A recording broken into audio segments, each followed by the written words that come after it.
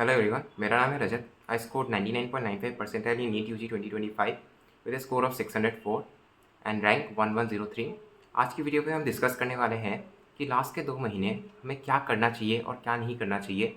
हमारे प्रिपरेशन पे मार्च और अप्रैल बहुत ही ज़्यादा क्रूशियल रोल प्ले करते हैं और अगर एक एस्पिरेंट चाहे तो इन 2 महीने पढ़ के भी नीट क्रैक कर सकता है। So let's start the video.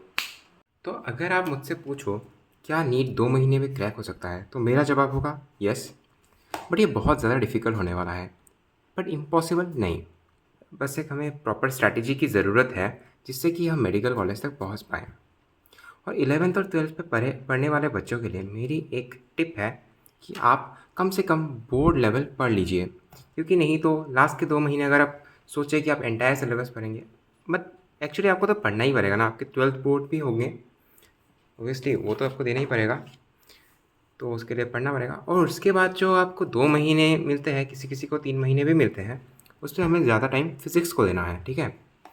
Physics क्योंकि ये बहुत ज़्यादा टाइम कंज्यूमिंग है और देखी गई है कि फ़िज़िक्स टफ़र साइड पे पूछी जाती है नीट पे, सो हमें फ़िज़िक्स को सबसे ज़्यादा टाइम देना है। उसके बाद केमिस्ट्री है, जो कि मोस्टली एनसीईआरटी बेस ही होती है, थोड़ी बहुत चीज़ें बाहर से भी पढ़नी पड़ती है। ये बहुत ही ज़्यादा स्कोरिंग सब्जेक्ट है, बट कुछ लोगों के लिए ये नाइटमेयर होता है, जैसे मेरे लिए। मेरे केमिस्ट्री पे आए थे 137 इस बार के नीट पे, और अगर मैं 170 या फिर 165 तक स्कोर कर लेता तो मेरे अंडर 200 रैंक आ जाती। बट इसको हम अभी साइड करते हैं। और अभी लास्ट बचा बायो, जो कि आपका 50% क्वेश्चन आएंगे यहाँ से। इसको आप अपने बोर्ड्स के प्रिपरेशन के साथ ही ख़त्म कर सकते हो। बस आपको याद से एनसीईआरटी पढ़ लेनी है, हर दिन हर रोज़, क्योंकि एनसीईआरटी से ही डिराइव होता है पेपर। जस्ट आपको एनसीईआरटी बेस्ड क्वेश्चन प्रैक्टिस साथ में लगानी है।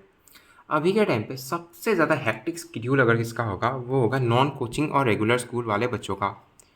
क्योंकि मैं भी काइंड ऑफ ऐसा ही था, बट थोड़ा ऑनलाइन मटेरियल्स यूज़ करता था मैं, ऐसे ऑफलाइन कोई कोचिंग नहीं थी मेरी, तो मुझे पता है कितना हेक्टिक होता है स्केड्यूल। मैं मान के चलता हूँ एवरेज तो 6 घंटे की आप स्कूल ले जाएंगे स्कूल, बट किसी किसी के 8 घंटे भी लेते हैं जैसे मेरे। बट उसके बाद भी बहुत अच्छा खासा टाइम बचता है और नीट की प्रिपरेशन हो सकती है अच्छे खासे तरीके से। एक 12th के बच्चा जिसका नीट नेक्स्ट ईयर है, उसके लाइफ में अभी 2 फेजेस चल रहे होंगे। एक होगा बिफोर बोर्ड्स और एक होगा आफ्टर बोर्ड्स। आपको बोर्ड्स के पहले ये सब चीज़ें ज़रूर से करनी है। सबसे पहले अपनी सिलेबस को कंप्लीट करो 11th और 12th की।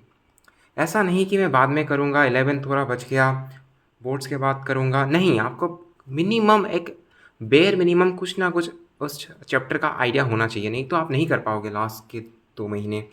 आपको जितना हो सकता है आपको उतना करना है। अगर आप से हो पाता है तो आप डायरेक्टली नीट लेवल तक कर लीजिए, बट अगर नहीं हो पाता है तो बोर्ड्स लेवल तक भी चल जाएगा, क्योंकि लास्ट के 2 महीने की स्ट्रैटेजी मैं आपको दूंगा आपको क्या करना है। और आपके स्कूलिंग के टाइम आपको पीवाईक्यूज़ भी प्रैक्टिस करनी है। मैं बोल रहा हूँ ये बहुत ही ज़्यादा स्ट्रेसफुल होगा, बट आपको हार नहीं माननी है, क्योंकि ये पे ऑफ करेगा, ऑब्वियसली करेगा। तो अभी आफ्टर बोर्ड्स आपके पास रफली 2 महीने बचते हैं। 2 महीने पे नेक्स्ट के 45 दिन आपको अपनी प्रिपरेशन ख़त्म करनी है और लास्ट के 15 डेज आपको रिवीजन पे देने हैं, ठीक है। 2 महीने बचेंगे। अगर आप सीबीएसई से हो शायद थोड़ा सा कम बचता है, बट अगर आप स्टेट बोर्ड से हो 2-3 महीने बच जाते हैं। भले ही आपने बस बोर्ड्स की प्रेप की थी, बट आपकी 90% प्रेप हो चुकी है अगर आपने एनसीईआरटी और पीवाईक्यूज़ लगाए हैं। अभी जो 45 दिन बचे हैं उस पे आपको फ़िज़िक्स पे बहुत ज़्यादा फोकस करना है। फ़िज़िक्स को आप नीट लेवल तक लाने के लिए आप वन शॉट्स के यूज़ कर सकते हो, और जितना हो सके उतना क्वेश्चन प्रैक्टिस करना होगा।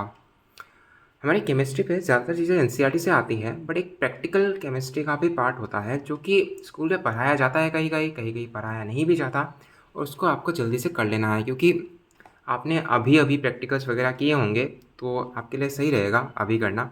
बात ये मतलब चीज़ है, इसको आपको बहुत बार रिवाइज़ करना पड़ेगा। तो ऐसा नहीं है कि आपने एक बार देखा तो हो जाएगा, ऐसा नहीं है। और बाकी के जो दिन होंगे आपको हर रोज़ बायोलॉजी पढ़नी है। मैं ये नहीं बोल रहा कि एक दिन पे पूरी की पूरी बायो पढ़नी है, बट हर रोज़ कुछ ना कुछ तो पढ़ना है और क्वेश्चन प्रैक्टिस करनी है। बट कैसी? NCERT base for bio and came. और आपको मॉक टेस्ट देने हैं, बहुत अच्छे खासे ऑफलाइन देने हैं। अगर आपके घर के पास कोई ऑफलाइन टेस्ट सीरीज़ नहीं है तो आप ये कर सकते हैं, आप ऑनलाइन टेस्ट को ज़ेरॉक्स करके दे सकते हैं। OMR फिल करना और मिनिमम 30 मिनट्स घटा लेना टेस्ट देते वक्त, 2.5 घंटे पे देना है आपको, ठीक है। क्योंकि लास्ट के टाइम पे आपके इन्विजिलेटर जो भी होते हैं वो साइन फिंगरप्रिंट लेते वक्त बहुत ज़्यादा टाइम वेस्ट करा देते हैं। तो आपको क्या है, आधा घंटा घटा के टेस्ट देने हैं 2 बार मिनिमम। और ये फेज़ पे ना आपको पढ़ने का मन नहीं जाएगा, क्योंकि आपने बोर्ड्स दे के आए हैं और लगेगा कि नहीं हो पाएगा मेरे से। बट मैं आपको एक चीज़ बोलता हूँ, अपने अंदर बिलीव रहो यार, कर लोगे तुम। और ऐसा होता है, जब हम टेस्ट देंगे तो आपको पता चल जाएगा कि आपके कुछ कुछ वीक टॉपिक्स होते हैं। जैसे मेरा वीक बायो ही था, फिर मैंने क्या किया, अच्छे से सुधारा उसको। मेरे लाइक 300 के एवरेज आते थे बायो पे स्कोर, बट मैंने इतना बायो पे सुधार किया कि लास्ट में मेरे को सबसे टफेस्ट पेपर पे भी 341 मार्क्स आ गए, ठीक है। तो बायो पे मैंने फोकस किया था। आपका जो वीक है, जैसे फिजिक्स हो सकता है, केमिस्ट्री हो सकता है, कोई पर्टिकुलर एक चैप्टर का टॉपिक हो सकता है, उस पर आपको फोकस करना है। ये आपको टेस्ट से ही पता चलेगा, ऐसे पता नहीं चलेगा। और टेस्ट की अच्छे से एनालिसिस करनी है। और लास्ट में आपको एक टिप देना चाहूँगा, लास्ट के लिए मत छोड़ो, बट अगर मैनेज ना कर सकते हो तो ये कर सकते हो, सिलेक्शन हो जाएगा, ठीक है। और हैशटैग ये स्पैम कर दो, नेक्स्ट दिवाली एम्स वाली। शुक्रिया।